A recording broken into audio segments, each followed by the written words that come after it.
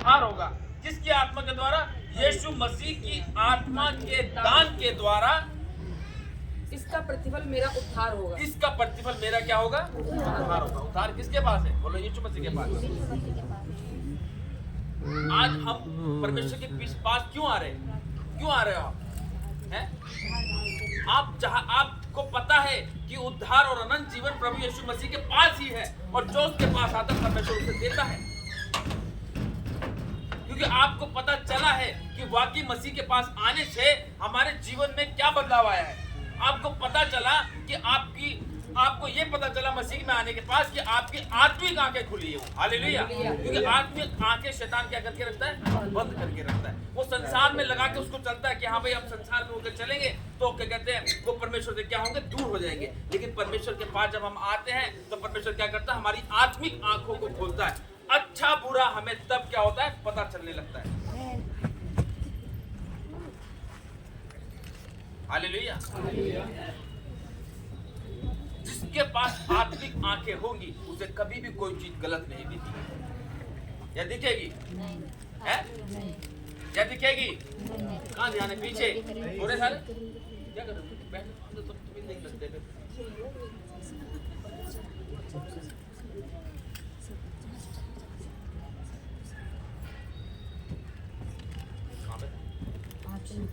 आत्मिक आंखें, आत्मिक आंखें शैतान हमारी क्या करके रखता है? बंद करके रखता है। कैसे?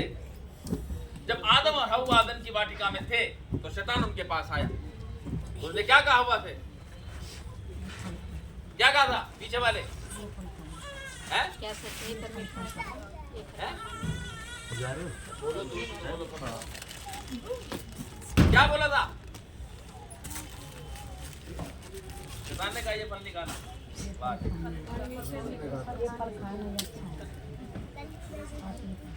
शैतान ने क्या बोला था? क्या बोला था? हव्वा को क्या बोला था? हव्वा को बोला जब ये फल जो खाएगी उससे तुम्हारी आत्मिक आंखें खुल जाएगी। उसने कहा था कि तुम्हारी आंखें खुल जाएगी। और जब उनकी आत्मिक आंखें खुली थी तो वो क्या थे? दिवस्त थे। और जब शैतान ने वो फल खिलाया तो उनकी आत्मिक आंखें खुल गई, बंद हो गई थी। आत्मिक आंखें बंद, संसारिक आंखें सारी आंखें खुल गई थी। शैतान को पता है ये परमेश्वर के पास जाएंगे इनकी आत्मिक आंखें खुल जाएंगी। लेकिन शैतान ने उन दोनों को, हव्वा को क्या कर दिया? बहका दिया। और वो फल खिला दिया जिसको परमेश्वर ने मना किया था, ये मत खाइयो, इधर मत जाइयो, वो मत खाइयो, ये मत करियो। क्या है क्या ये? परमेश्वर ने कहा था आदम को कि भाई पेड़ इस बगीचे के सारे फल खा ली बेटा तू, लेकिन तू ये फल ना खाना। और उसने वो इसको खिलाया। और जब उसको खा लिया तो क्या बोला? तुम मरोगे नहीं, तुम्हारी आंखें खुल जाएंगी, तुम देखोगे। हैं? तुम परमेश्वर कार्य को, तुम परमेश्वर को देखने पाओगे। उसने सच बोला था, झूठ कोई ना बोला था।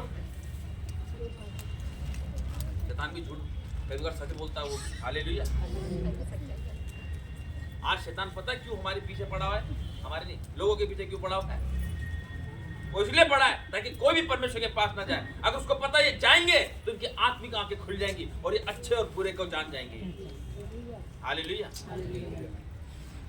आज परमेश्वर यही तो चाहता है कि हर एक व्यक्ति बचाया जाए, इनकी आत्मिक आंखें खुल जाए। तभी वो कह रहा है जीवन रहना मसीह है, जीवित रहना मसीह है। और हम जीवित तभी रहेंगे परमेश्वर में जब हमारी आत्मिक आंखें खुलेगी। और हकीकत में जब हमारी आत्मिक आंखें खुलेंगी ना तो आपको बुराई करने भी अच्छी नहीं लगेगी। और दूसरी बात, आप कभी बुराई की तरफ देखोगे नहीं। बोलने की तो बहुत दूर की बात है।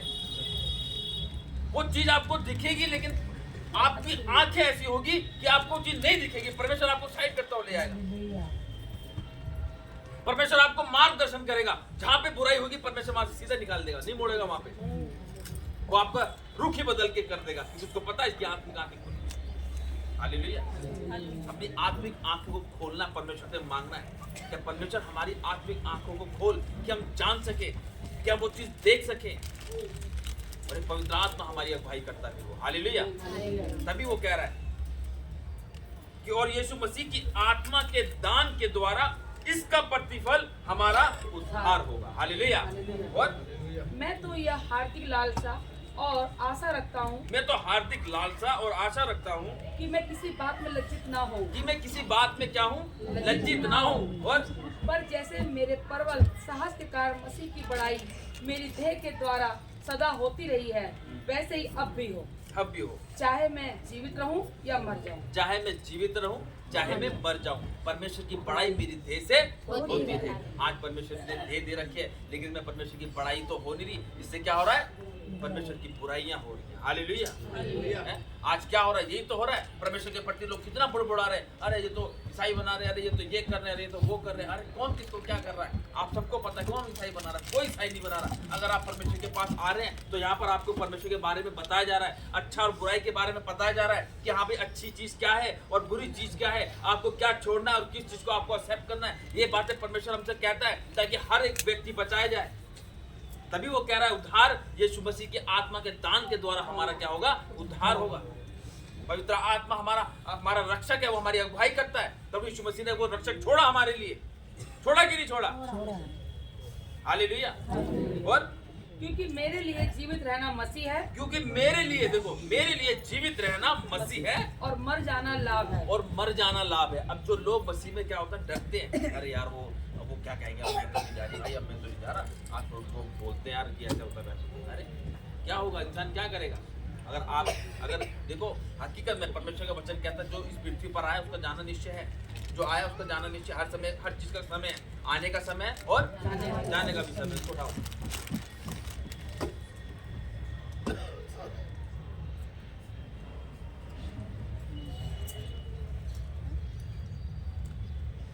आने का समय है और जाने का भी समय, और जो आया वो जाएगा जरूर। हालेलुया।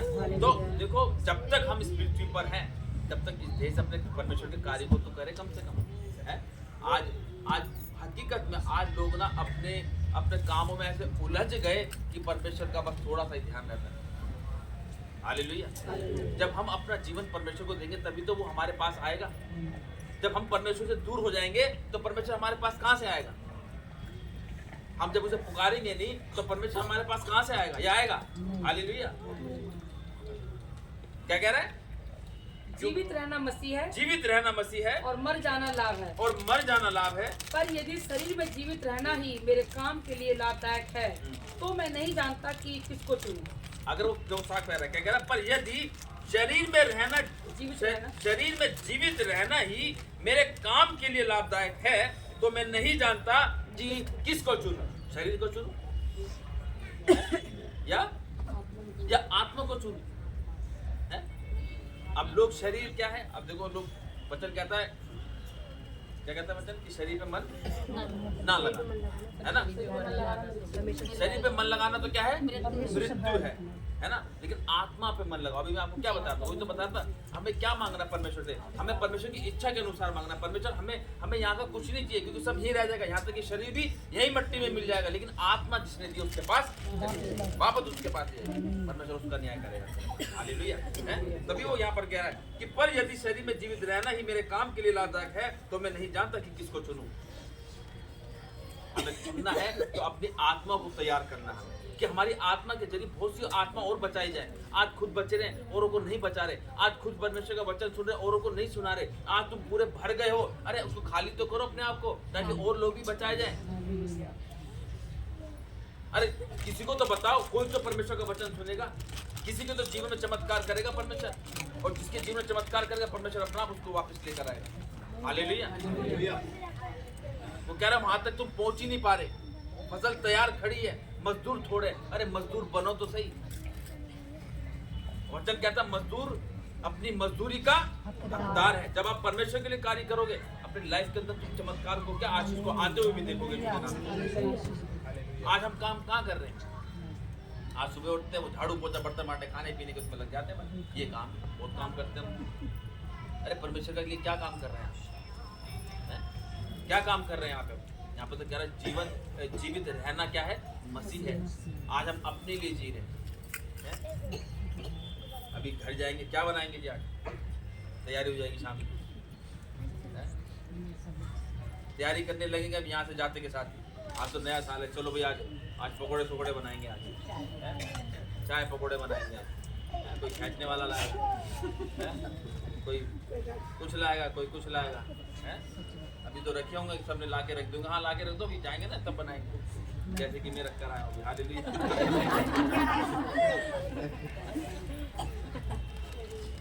क्योंकि ये आनंद का दिन है वो हमारे लिए।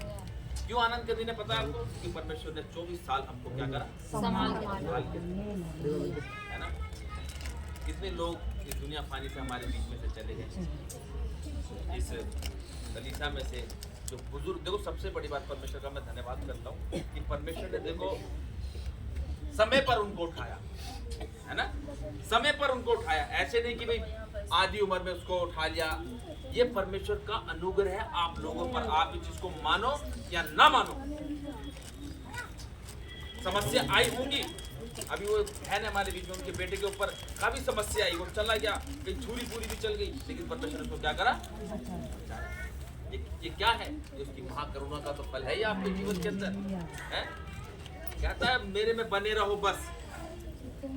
अगर वो बच्चा दूर है और आप बने हैं परमेश्वर में, तो उस पर तो दिक्कत आएगी। जब तक वो नहीं आएगा दिक्कतें आएंगी, लेकिन इतनी आएगी कि वो शैतान उसको छू नहीं सकता। बस उतनी देगा जितना वो सह सकता है, देगा जरूर वो है। लेकिन देखो सबसे बड़ी बात है कि अभी तक हमारे बीच में जितने भी हैं सब अपनी उम्र में गए हैं। हालेलुया। इस कलीसिया में जितने भी हम लोग देखते हैं सब अपनी उम्र में गए हैं, है ना? ऐसी है ना? कोई आधी उम्र में नहीं गया, या कोई एक होता है ना, जो पुराने हैं सबसे चलते हुए आ रहे हैं। परमेश्वर ने देखो सबको भरपूरी की आशीष दे रखी है, हाँ की ना?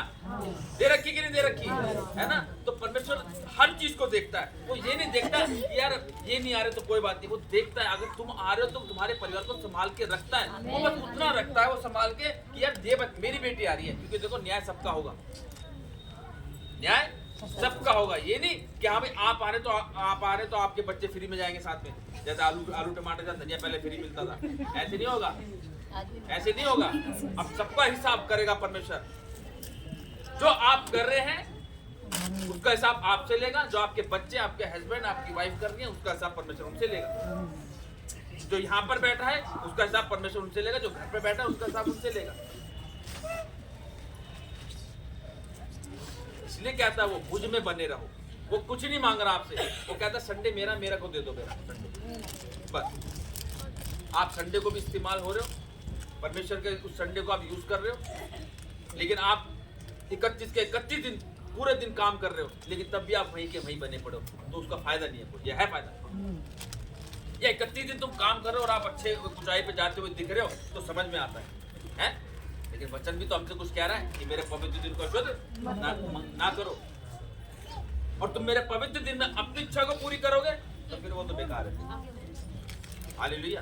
देखो वचन परमेश्वर ने हमको दे रखा है, इसको समझने की जरूरत है कि वो हमसे क्या कह रहा है। कह रहा है मेरे विश्राम दिन को अशुद्ध मत करो, बस बाकी तुम कुछ भी करो। 6 दिन तुमको दिए, करो कुछ भी, लेकिन 7वां दिन मेरा है। 7वां दिन मेरा है, वो विश्राम दिन है, उसे अशुद्ध ना करो। हालेलुया। अगर तुम उसे अशुद्ध करोगे तो परमेश्वर को बुरा लगेगा, और उसको लगता है बुरा,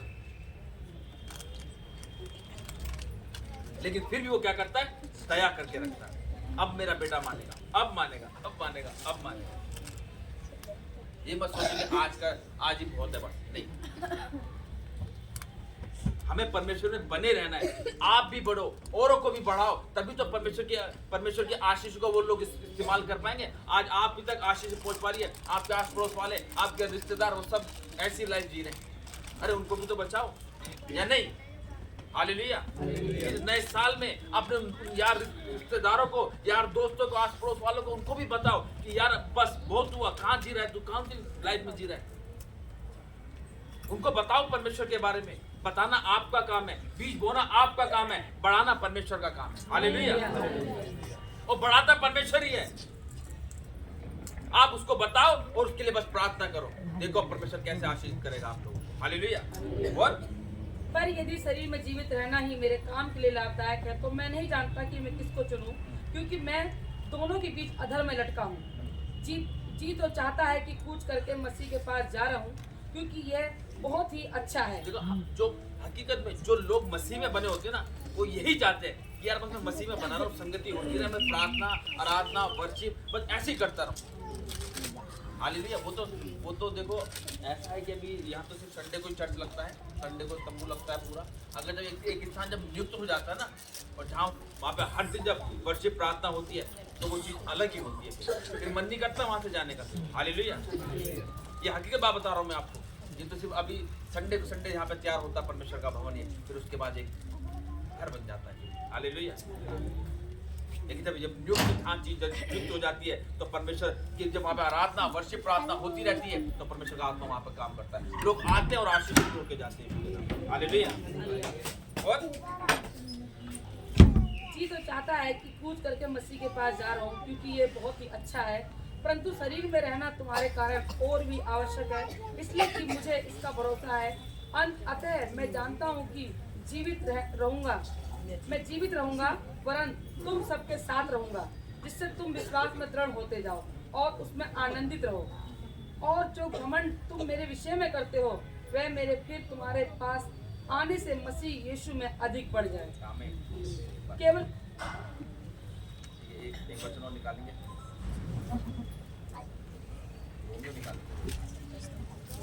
रोमियो 15 उतना ही था। ये देखो मैं एक वो था जो मेरे को आपको बताना था कि अब जो है इस नए साल में हमें क्या करना है, जीवित रहना है। किसमें? मसीह में। हालेलुया। निकालिए रोमियो 15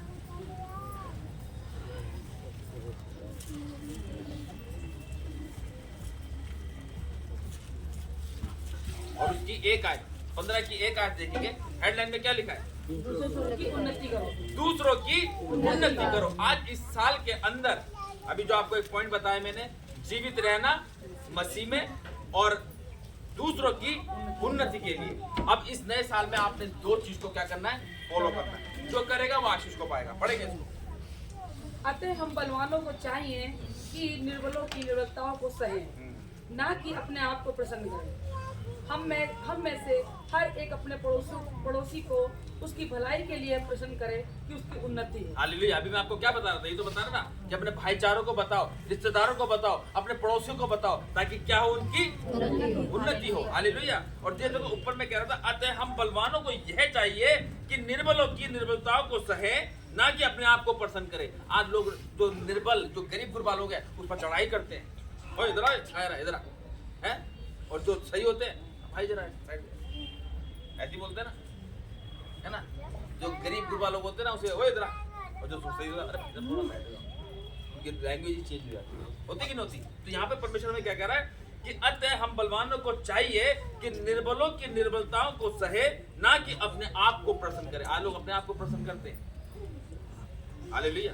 और हम में से हर एक अपने पड़ोसी को उसकी भलाई के लिए प्रसन्न करे कि उसकी भलाई के लिए प्रसन्न करे कि उसकी उन्नति कि हो। उसकी उन्नति हो। और पड़ोसी कौन है? पड़ोसी कौन है? हम सब परमेश्वर के लोग कौन है? ये हम पड़ोसी हैं। हालेलुया। क्योंकि वचन कहता है मसीह का बलियाग से कोई लगाव नहीं। तो वो पड़ोसी नहीं जो आप सोच रहे हैं, जो आपको जाने से रोकते हैं, आपको हर बार में टोकते हैं, कि तुम ये नहीं ले रहे, तुम वो नहीं ले रहे। अरे हमें खाना होगा तो बाजार से ले लेंगे, क्यों जी? हमें जो लेना होगा बाजार से खा लेंगे, हम क्यों ले तुम्हारे घर की?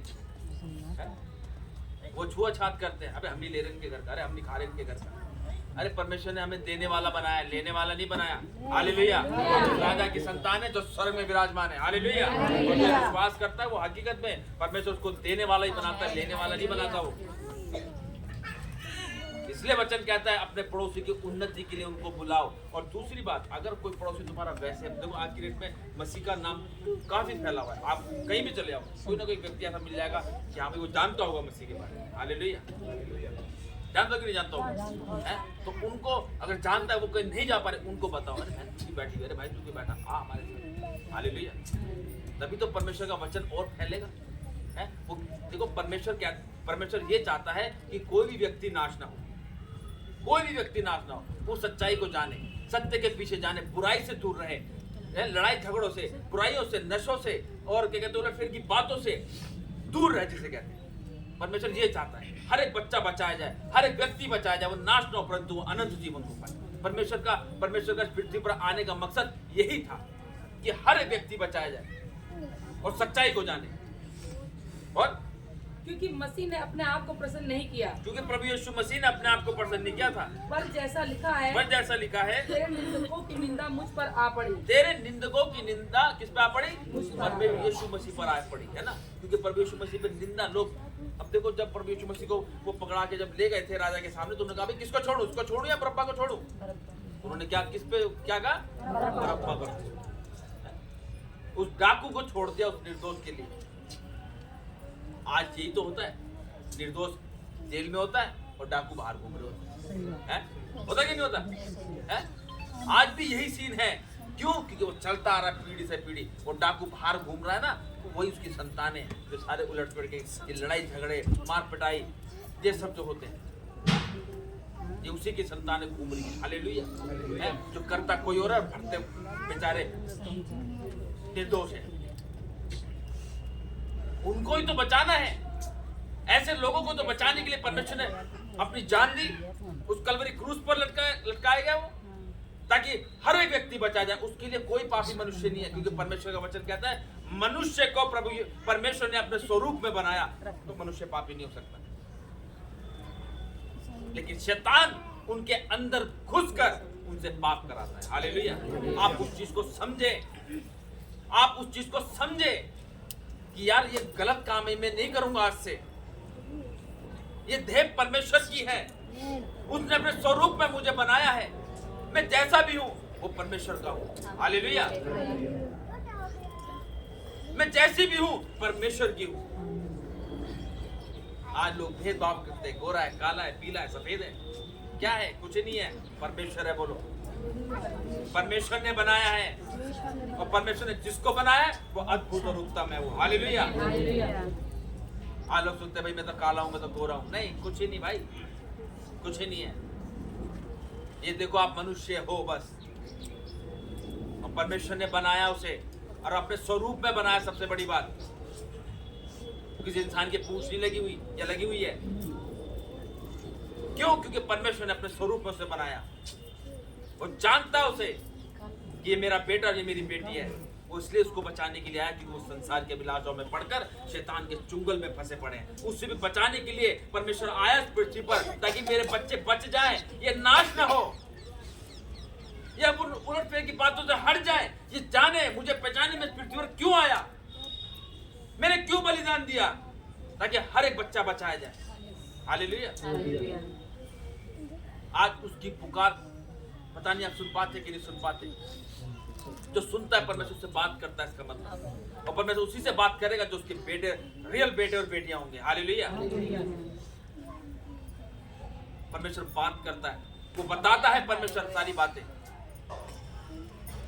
वो चाहता है कि हर एक बच्चा उसकी आवाज को सुने। वो कैसे सुनेगा? वो जब तक वो वचन को नहीं पढ़ेंगे। जब वो वचन को पढ़ेंगे, देखना परमेश्वर उनसे स्वयं बातें करेगा। हालेलुया। और तेरे निंदकों की निंदा मुझ पर आ पड़ी। जितनी बातें पहले से लिखी गई वे हमारी ही शिक्षा के लिए लिखी गई हैं, कि हम धीरज और पवित्र शास्त्र के प्रोत्साहन के द्वारा आशा रखें। देखो, जो जितनी पहले से लिखी गई, जितनी बातें पहले से लिखी गई वे हमारी शिक्षा के लिए लिखी गई है। देखा, पहले जितनी बातें लिखी गई वो हमारी शिक्षाओं के लिए लिखी गई है, ताकि हमें ज्ञान मिले कि वाकई क्यों भाई ये जो पहले लिखा हुआ ये हमारे लिए तो ये है कि हाँ भाई पहले परमेश्वर के वचन में लिखा है कि अगर किसी ने पाप किया तो पाप बलि चढ़ाओ है, और किसी ने अगर कुछ किया तो होम बलि चढ़ाओ, किसी ने कुछ किया तो ये बलि चढ़ाओ, वो बलि चढ़ाओ। ये तो होता था। लेकिन नए नियम में परमेश्वर ने क्या करा? अपने आप को बलि कर दिया हम सब के लिए। हालेलुया। लेकिन फिर भी वो कहता है बलिदान चढ़ाओ आत्मा का। हालेलुया। अपनी आत्माओं को क्या करो? बलिदान चढ़ाओ। अपनी आत्मा को परमेश्वर के हाथों में सौंपो तो सही। आज आत्मा भटक रही है, मन प्रार्थना में, लेकिन मन भटका हुआ है। अब आत्मा, शैतान उसको पकड़ लेता है और उसको छोड़ता नहीं, और जब प्रार्थना होती है वो फटाक से गिर जाता है ना। ऐसे होता है ना, ये भी शैतान होता है, क्योंकि आत्मा को पकड़ता है शैतान। इसलिए आत्मा को अब जब भी प्रार्थना करो, क्या परमेश्वर हमारी देह, प्राण, आत्मा आज से हम आपके हाथों में सौंपेंगे। जब हम परमेश्वर के हाथ में सौंपेंगे तो जाहिर सी बात है परमेश्वर हमारी रक्षा करेगा। हालेलुया। और धीरज और शांति का दाता परमेश्वर तुम्हें ये वरदान दे कि मसीह यीशु के अनुसार आपस में एक मन रहो। हालेलुया। क्या कह रहा है? धीरज और शांति का दाता परमेश्वर तुम्हें यह वरदान दे कि मसीह यीशु के अनुसार आपस में एक मन रहो। हालेलुया। एक मन। अगर हम यहाँ पे बैठे तो यहाँ भी एक मन रहे, अगर हम घर पे हैं तो घर पे भी एक मन हो जाओ। क्योंकि जिस घर में एक मन लोग रहते हैं वो घर ऐसा रहता है, और जिस घर में अलग अलग मन के लोग हैं तो वहाँ ऐसे रहते हैं। हालेलुया। है ना? एक ने कहा भाई आज दाल बना लो, ठीक है जी दाल चावल खा लेंगे। वो कहता मैं तो खाते नहीं था, होता है ना। अब अगर इसके लिए क्या बनाए, अंडे बना लो, अंडे से क्या सोचिए रोज ये भी दिक्कत हो जाती है। एक मन होना बहुत जरूरी है। अगर सुनो, अगर आपको कुछ चीज पसंद नहीं है उसको पसंद करना सीखो, तभी एक मन हो गया, है ना। एक को झुकना जरूरी है। अगर आप तान के रहोगे तो भाई साहब सर फूटते हैं। एक को झुकना, एक को सॉफ्ट होना बहुत जरूरी है, एक को नरम होना बहुत जरूरी है, क्योंकि जैसा यीशु का स्वभाव था वैसा हमारा भी स्वभाव होना चाहिए। हालेलुया। इसलिए अपने आप को बिल्कुल नर्म और दीन बना दो और एक मन हो जाओ। अगर घर में कुछ डिस्कस हो रहा है, ठीक है भाई जैसा अच्छा लगे कर लो, बिल्कुल नर्मता से। ये नहीं अरे हाँ कर ले, हम कर ले, ये कर ले, वो तो करते ना, हाँ कर ले, बोलते ना मतलब बाहर से लिया हमको, ऐसे होता ना, ऐसे करते ना। होटल खुले बहुत, मैं बाहर से खा लूँ। एक मन हो जाओ बिल्कुल, जिसे कहते हैं एक मन हो जाओ जैसा भी है। ये तो खाने पीने की बात बता रहा हूँ मैं आपको, लेकिन परमेश्वर में एक मन हो जाओ, है ना। प्रार्थना करनी बैठनी साथ बैठ जाओ। अगर नहीं बैठ रहे साथ, अलग अलग प्रार्थना कर रहे, कोई बात नहीं, कोई बात नहीं। जब तुम साथ में नहीं हो रहा, लेकिन कोशिश करो साथ में बैठ के प्रार्थना करने के लिए। एक मन होना बहुत जरूरी है, क्योंकि परमेश्वर के वचन में साफ लिखा है कि पृथ्वी पर दो जन एक मन होकर प्रार्थना करते हो, प्रार्थना शीघ्र सुनी जाती है। और जहां भी मेरे नाम से 2-3 जन इकट्ठे होते हैं मैं उनके बीच में उपस्थित होता हूँ। हालेलुया। आप घर में 3 जने, 4 जने, 5 जने, चाहे 2 जने हैं, 2 जने प्रार्थना करो, 5 जने तो 5 जने इकट्ठे होकर प्रार्थना करो।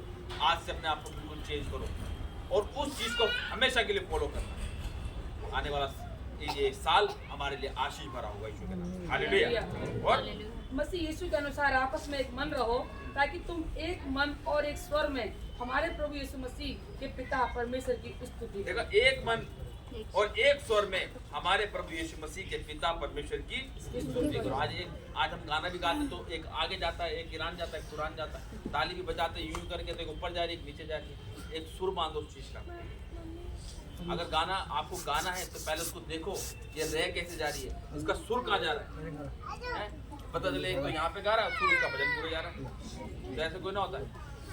उसको समझो पहले कि कैसे इसको गाना है ना। ये बड़ी आत्मिकता के साथ गाना गाना है। अगर आपको गाने का शौक है तो अपनी आंखें बंद कर लो, गुनगुनाओ, तो परमेश्वर आपको ऐसा आत्मा देगा कि आप जोर शोर से गाओगे यीशु के नाम। राजा दाऊद जब गाता था ना तो वो निवस्त्र होकर गाता था, डांस करते हुए गाना गाता था। वो ये देखता था कि मुझे कौन देख रहा कौन नहीं देख रहा। वो अपनी आंखें बंद करके परमेश्वर झूमता हुआ गाता। और आज यहाँ पे थोड़ा सा ठुमका लगा लो, अरे वो देख शर्मा जाती है इतना आके और फिल्मी गाने बज जाता है, हवा में उड़ती पावा नहीं पड़ती। डीजे पे जाके देखो भाई साहब, हैं? हालेलुया। अगर हमें तैयार होना तो परमेश्वर से तैयार होना। ये साल हमारे लिए बहुत, देखो मसीह लोगों के लिए हकीकत बात है, ये साल जैसे बड़े बड़े, अभी मैं देखा था पास्टर, जैसे बड़े बड़े पास्टर बताएं कि ये साल जो है बड़ा महंगाई का है और बहुत समस्या, टेंशन, परेशानी का है। लेकिन ये उन्होंने इसलिए कहा कि ये उनके लिए जो मसीह में नहीं है, और जो मसीह के बेटे और बेटियां हैं, जो विश्वास करते हैं परमेश्वर में, होकर अपने जीवन को व्यतीत कर रहे हैं, उनके लिए कोई महंगाई नहीं है और कोई बीमारी नहीं है, कुछ चीज नहीं है। मसीह के लोग कोरोना में पड़े थे, था कोई कोरोना में? नहीं था। वो मुंडीदारी थी एक, नहीं थी, लेकिन वो मैं देख रहा हूँ, वो तो उन्होंने तो वाली कहावत पूरी कर दी कि आबेल मुझे मार, वही कहावत पूरी कर दी थी। था जुकाम और पहुंच गए डॉक्टर के पास, उन्होंने कहा जी कोरोना है, ले भाई हो जाओ क्वारंटाइन। वो तो नहीं था। हाँ, वो हकीकत है ना। तो देखो सबसे बड़ी बात है, जितने लोग थे परमेश्वर के, सबको परमेश्वर ने सही सलामत, तो ये उसी का तो अनुग्रह हम पर है कि नहीं है। आज हम छोटे छोटे काम को ना भूल जाते हैं परमेश्वर, मत भूलो उसको, हमेशा याद रखो उसने मुझे कहाँ से उठा के कहाँ खड़ा किया। ये उसकी करुणा का तो फल है हमारे जीवन के अंदर। आज उसने वहाँ से उठाकर आज उसने यहाँ पे खड़ा किया है। ये कौन करता है? परमेश्वर तो कर सकता है। आज लोग को तभी मैं अपने दिमाग से पैसा कमा रहा हूँ। भाई दिमाग तो तेरे पास पहले भी था, पहले क्यों नहीं इस्तेमाल किया? आज क्या हो गया? दिमाग के और बढ़ गया तुम्हारा। परमेश्वर में आके आपका दिमाग बढ़ता है, परमेश्वर आपको ज्ञान देता है, परमेश्वर आपको बताता है बेटा आपको आशीष कैसे मिलेगी, क्योंकि परमेश्वर के वचन में लिखा है जैसा तुम बोगे वैसे तुम काटोगे। और हकीकत में आपका दान, आपकी ऑफरिंग, आपका दर्पण जैसा परमेश्वर के लिए आप यहाँ पर बोते हैं, आप वैसा ही काटते कि नहीं काटते? उससे बढ़कर परमेश्वर आपको देता है। क्या परमेश्वर को आपके धन दौलत की जरूरत है? लेकिन परमेश्वर को काय की जरूरत है? वो कहता है ये चीज जो है ये मेरे भवन के लिए, कहता है मेरे भंडार में किसी भली वस्तु की घटी ना रहे। अपनी कमाई की पहली उपज और पहली कमाई परमेश्वर के भंडार में लेकर आओ। हालेलुया। और जो लाता है वो आशीष को भी पाता है। हालेलुया। मैं परमेश्वर का धन्यवाद करता हूँ, सुंदर वचन के द्वारा परमेश्वर को आशीष